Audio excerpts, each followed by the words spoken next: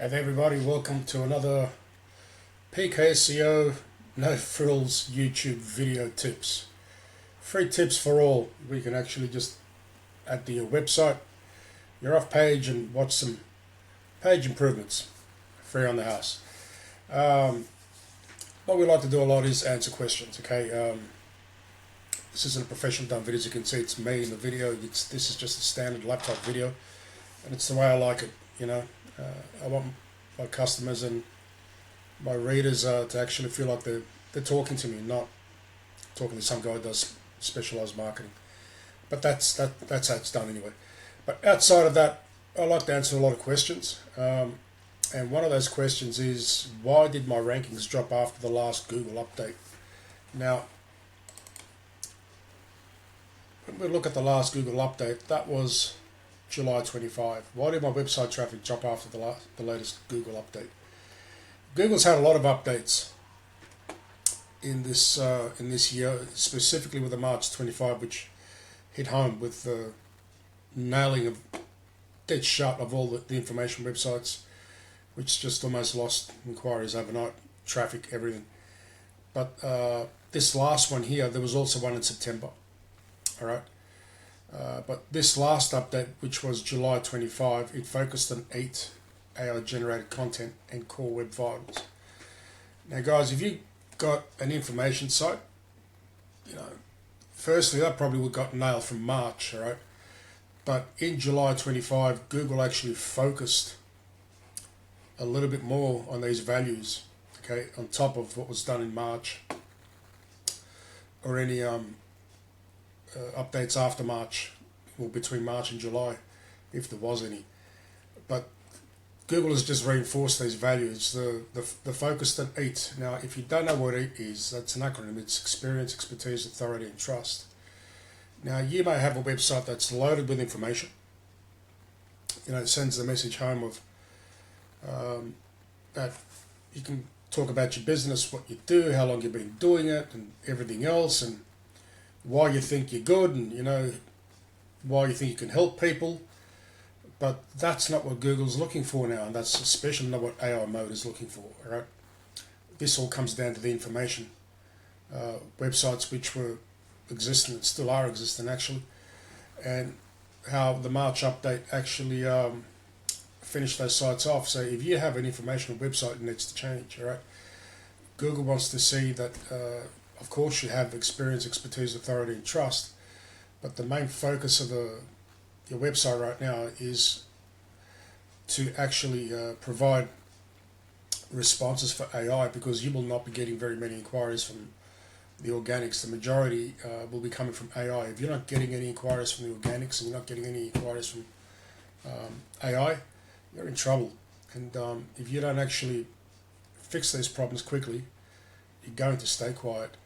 Now, as far as 8 goes, look at your site. Establish if you do have the authority in terms, okay, you might have information, but take your information and add frequently asked questions to it, all right? Add schema to it, all right? Look at your total, look at all your pages, specifically your most important pages, and look at how they are structured, okay, in terms of its information. It's okay to have information, but make sure that you are getting straight to the point of the problem that the customers are experiencing, because that's what they're asking in these things. They're not typing away, they're voice searching, okay? And voice searches are, significantly different to actual type messages on your keyboard or your phone. So have a look at that, and if you want to know whether you're an authority or whatever, make sure that you got blog posts that relate to your services, that are topically related to your services. Be building blog posts and like information in terms of this way. You can actually lay your information on your blog posts, but that tells Google that you actually write about your authority, because when you got blogs and blogs on the specific types of services that you provide, Google and AI know that you're an authority in your niche. They know that you can be somewhat trusted. Of course, there's more to it than just that. But there's other things that you've got to do with your off page. But if you do it on your own site, and you actually do it on your own site, Google can see that the site being modified and being updated with these metrics is actually unique, all right, and it will start to pass ranking power back to your site, and you will start to get AI overviews and start to appear in AI cards or featured snippets. But experience, expertise, authority, and trust. Okay, you need to have these values. Some of these values will come from your off-page SEO. It's not all on-page. Right, in terms of your off-page SEO, it comes down to brand entity. Before it was keywords and CTR, now it's context and branding, right? Referencing. That's what it is. Okay. Make sure that your brand entity, or basically your brand mentions, okay, are identical. They're spread far and wide. You know, get a diverse amount of links. All right, from medium quality links. Get a diverse range of brand links from different related sources, but also get yourself some high authority links. There's actually nicely highly branded press release companies out there that offer press releases. There's other authority sites in your niche. You will have to send emails, or maybe actually possibly look at finding an actual link builder. All right, and now one of those could be authority builders. Authority builders are known for building quality links. There's also Matthew Woodward. All right, link building. Now these guys aren't necessarily cheap, but they provide quality links. Okay, otherwise you may have to sit down and manually send out emails, all right, to potential link partners that are related to your site to try and get back some authority links. Now, the higher the authority site that you link to, the better that's going to be in terms of authority being passed into your website. Okay, so remember that Google looks for three things: authority, natural link placement, and relevance. All right, authority, relevance, and natural link placement. Put those three together, and you should have a good link. All right, that's what Google looks for. They look for links that are naturally placed. They're relevant. They come from authority sites. Now, having said that, a link that's high authority, relevant, and is naturally placed, that basically means it's not bought. You haven't paid for it. All right. Most link building is usually paid services. All right, you have to actually pay to get a link, and if you're going to actually manually write out emails and send requests for linking back to companies that are related to your source, don't send emails asking, "Oh, can you please link to me? We have a website that's related." Offer something. All right, offer something to these providers, to these website owners. That could be a benefit to them, and they will actually probably allow you to put a link or put your content on there and actually place a link back to your site. If you start talking about you, they're not going to pay attention, but when you start talking about them, some do sit up and listen. All right. Otherwise, if you don't want to do the hard yards doing that, you better find yourself a link building service. Try Matthew Woodward or Authority Builders. Okay, they're two renowned link building services, and which can actually help get you some highly targeted links. They're not cheap, but the quality links. Okay, now AI generated content. This stuff here may be great. It has saved everybody a lot of money, a shit ton of money actually, on paying for content creation from authors and everything else. I mean, I remember the days where I used to pay $350 to $1,000 for an article. How ridiculous! $350 to $1,000 for unique content, right? Now everybody's got AI generated content. No, that's gone out the window, right? But there's a downside to it, guys.